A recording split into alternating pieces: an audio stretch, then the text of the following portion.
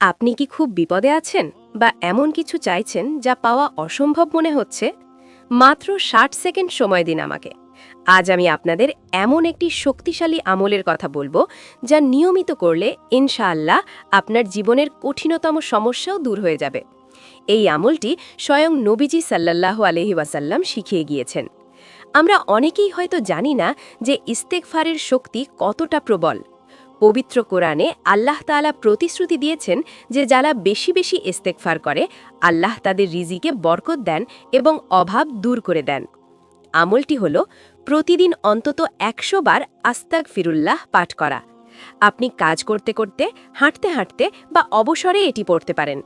এর ৩টি অলৌকিক উপকারিতা হল: ১.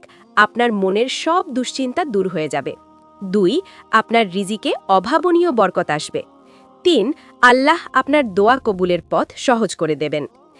তাই আজ থেকেই এই ছোট্ট আমলটি শুরু করুন, আর এই ভিডিওটি শেয়ার করে আপনার প্রিয়জনদেরও জানার সুযোগ করে দিন, যাতে তারাও এই সওয়াবের অংশীদার হতে পারে।